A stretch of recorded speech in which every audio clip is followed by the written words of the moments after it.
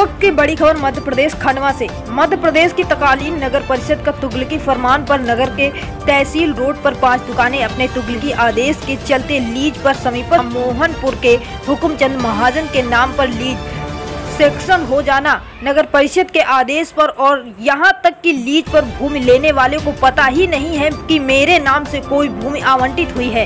नगर परिषद लीज पर देने के बाद खुद स्वयं उक्त लीज की भूमि पर दुकानों का निर्माण करती है।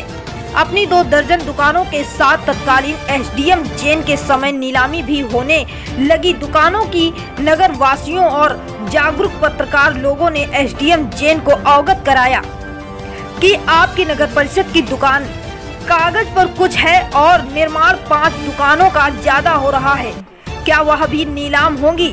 जब पता लगा कि वह भूमि शासन की हुकुमचंद महाजन मोहनपुर को लीज पर दे दी गई थी, तो वहां परिषद किसके कहने पर 5 दुकानें निर्माण करा रही थी, अभी भी प्रश्न चिन्ह बना हुआ है। आश्चर्य तो जब हुआ जब लीज जिसके नाम वह भूमि हुई थी उसको पता ही नहीं कि मेरे नाम से कोई भूमि लीज पर है। नगर परिषद पंधाना में यह सब किसके इशारे पर हुआ, अभी भी प्रश्न चिन्ह बना हुआ है। जब जमीन लीज पर दी हुई थी तो उस भूमि पर दुकानें नगर परिषद क्यों बना रही थी, किसके इशारे पर निर्माण हो रहा था। नगर वासियों के नॉलेज में आने के बाद तत्कालीन एसडीएम जैन ने नीलामी पर रोक लगाई, जो गलत ढंग से नीलाम हो रही थी। दुकानों का निर्माण होना, लीज की जमीन पर लीज पर लेने वाले को पता नहीं होना कि मेरे नाम से कोई जमीन मैंने लीज पर ली है।